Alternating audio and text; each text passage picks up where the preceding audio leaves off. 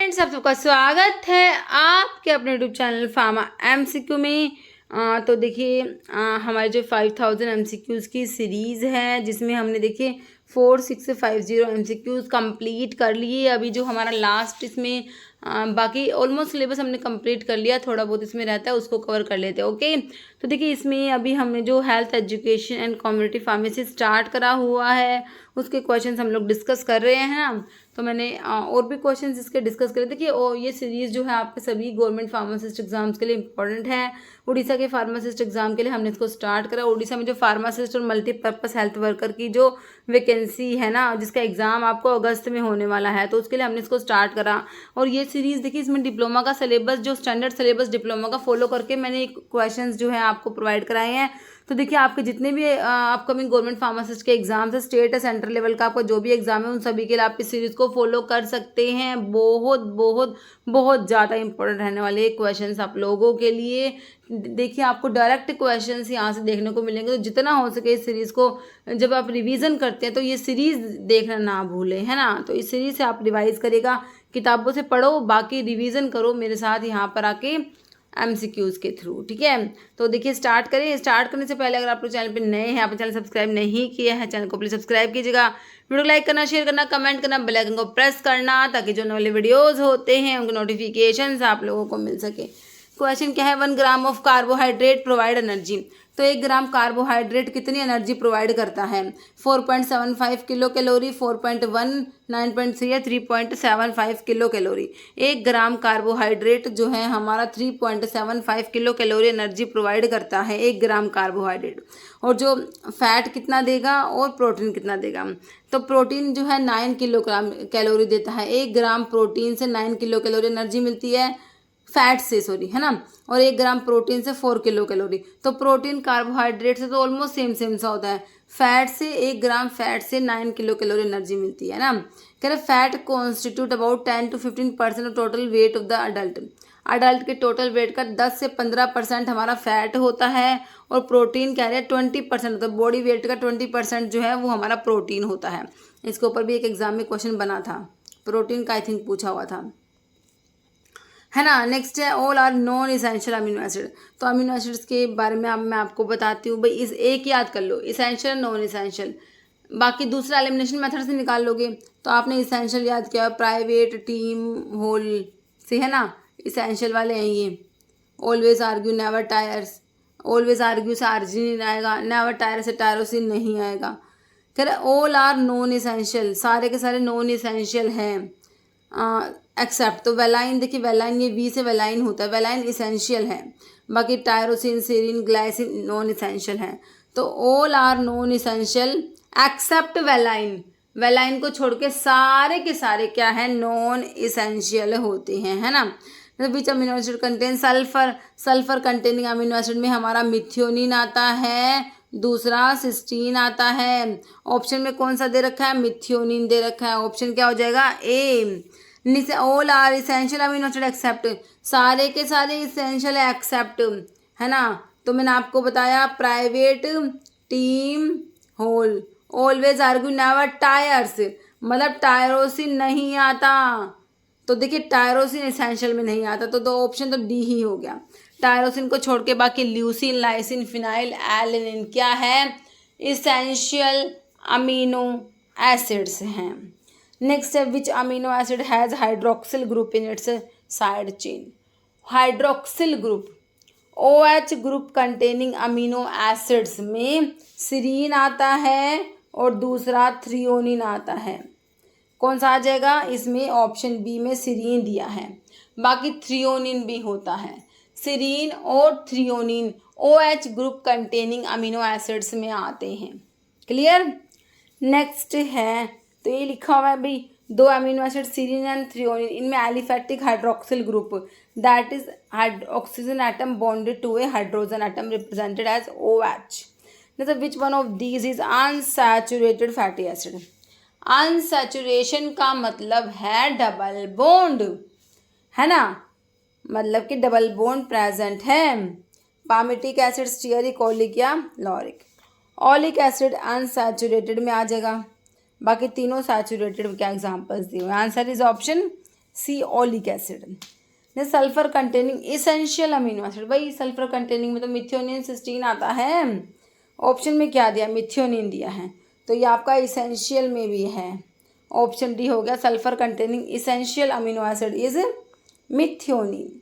जैसे all are essential amino acid except, वही है, टायरोसिन को छोड़ के तीनों इसेंशियल है, सेम क्वेश्चन रिपीट हो गया। जैसे all are non essential amino acid except, सारे नॉन इसेंशियल है एक को छोड़ के, tyrosine glycine serine non essential है, वेलाइन को छोड़ के, वेलाइन तो इसेंशियल में आया था ना।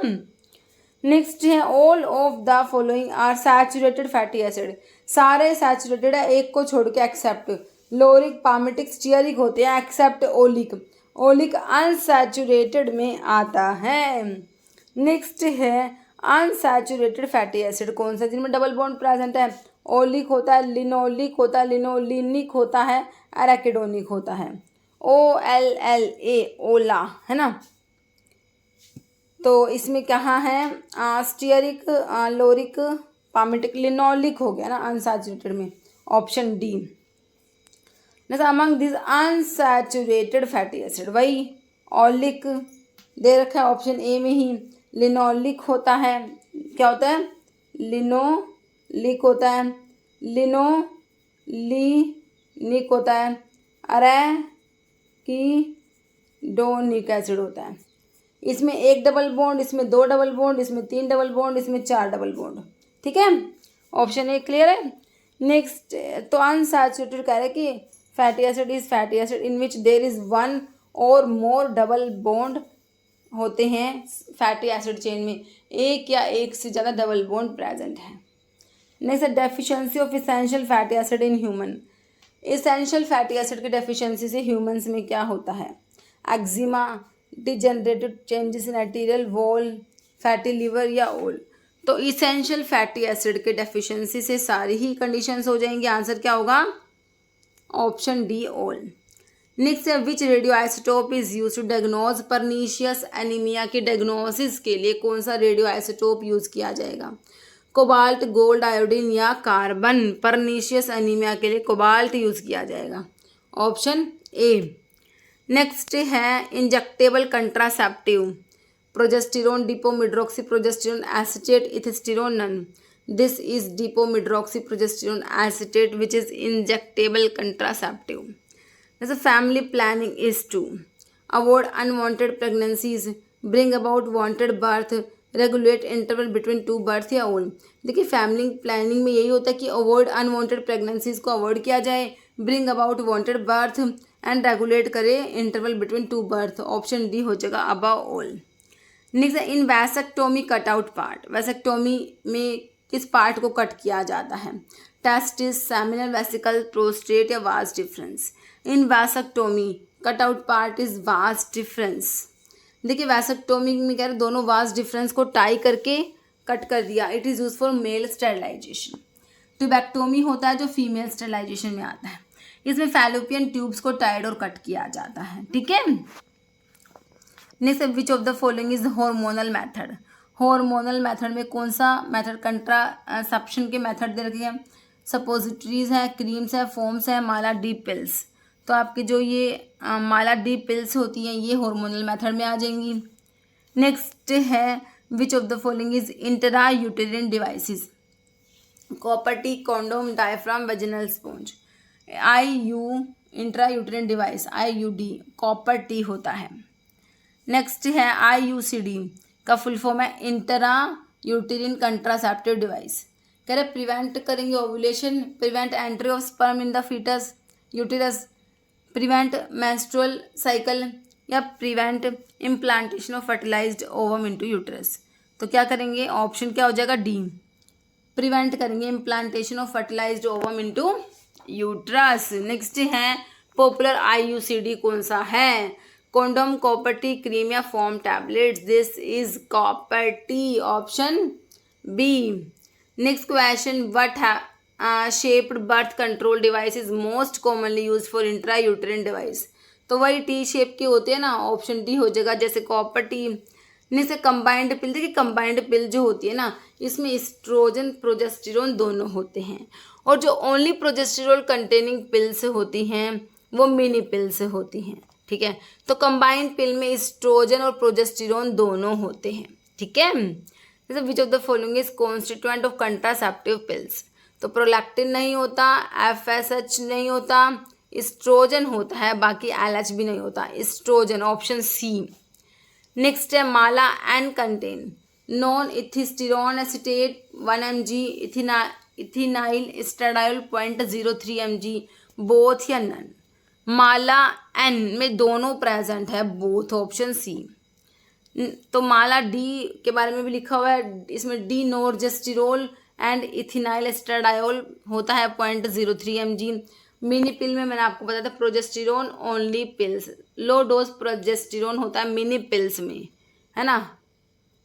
नेक्स्ट है normal reproductive age of women की normal reproductive age 10 to 35 years, 15 to 45 years ही हो जाएगा, 15 से 45 years, option B. Next irregular heart beat of a person can be detected by, irregular heart beat के लिए हमारा होता है इलेक्ट्रोकार्डियोग्राम ECG, है ना। नेक्स्ट है commonest form of malaria in India is caused bye, तो ये क्वेश्चन हमने देख चुके हम, प्लाज्मोडियम विवैक्स। नेक्स्ट है lactose is made up of, तो लैक्टोज में ग्लूकोज के साथ में गैलैक्टोज ही होता है, गैलैक्टोज, ग्लूकोज प्लस गैलैक्टोज। 1 मोलिक्यूल ग्लूकोज का 1 मोलिक्यूल गैलैक्टोज का मिला दिया तो क्या बन गया हमारा लैक्टोज, मिल्क शुगर होता है ना। One among the following represent epidemiological triad में क्या आएगा, एजेंट आता है, बिल्कुल आता है, होस्ट आता है और एनवायरनमेंट आता है, agent host and environment. Next है which of the following is not a parameter of traditional triangle of epidemiology, अभी तो देखा एजेंट होस्ट और एनवायरनमेंट, तो क्या नहीं होगा, मॉर्बिडिटी नहीं होगी ना।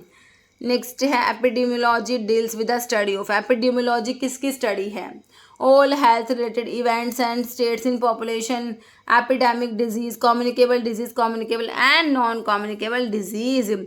Epidemiology deals with the study of all health related events and states in population. Okay. Next question, SGOT and SGPT levels are increased in, तो SGOT SGPT का लेवल कब इंक्रीज होता है, एपिलेप्सी में, हेपेटाइटिस में, एंजिना या hypertension. तो आपका जो हेपेटाइटिस होगा ना तो उसमें SGOT SGPT का लेवल बढ़ जाएगा, ओके, ऑप्शन बी।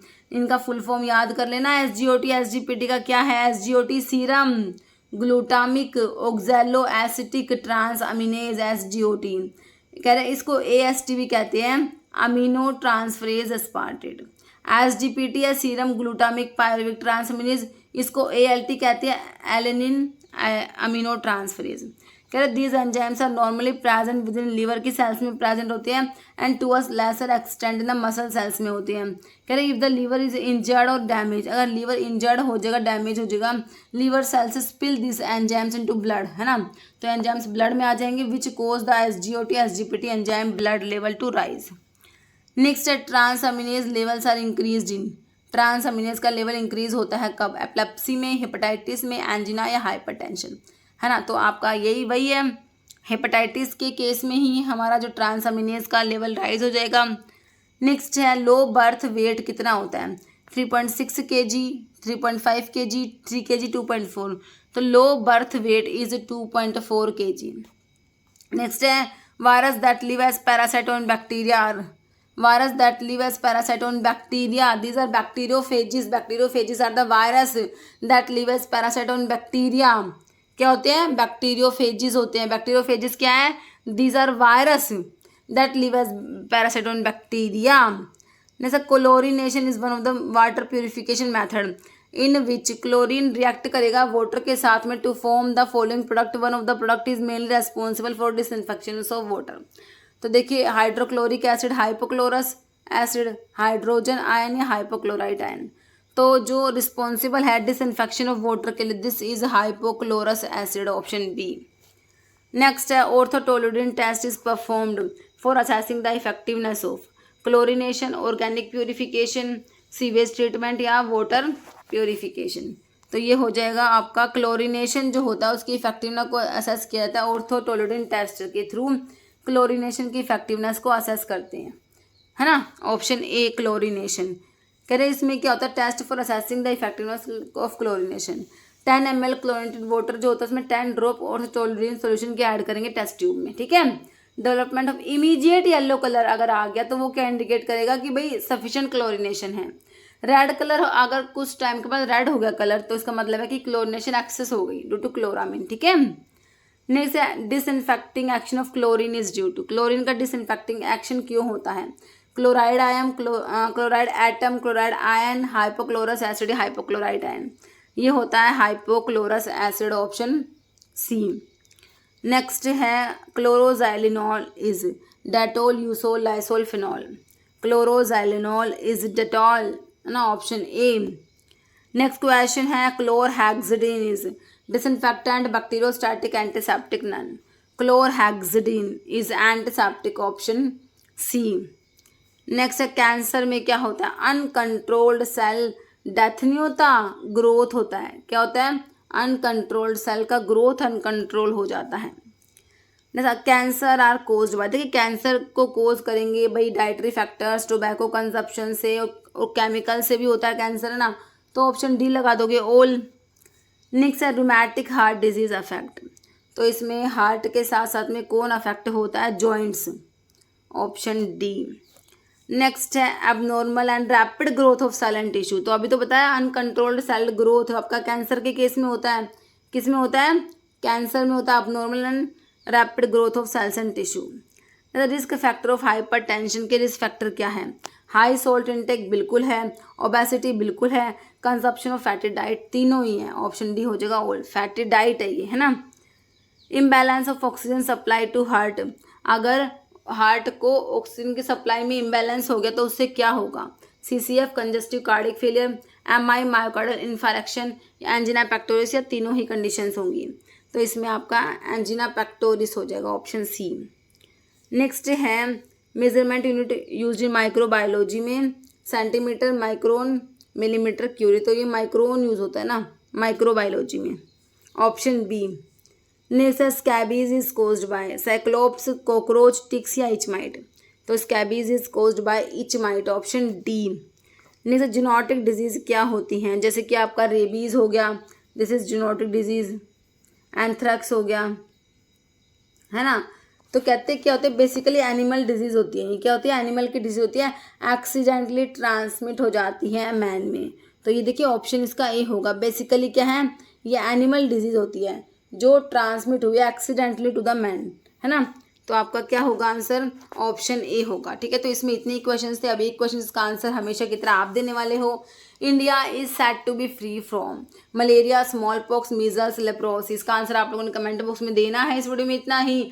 अगर आपको वीडियो अच्छी लगे तो लाइक करना, शेयर करना, चैनल पे नए हैं तो मेरे आप लोगों से रिक्वेस्ट है कि चैनल को प्लीज सब्सक्राइब जरूर करना। Okay, thank you.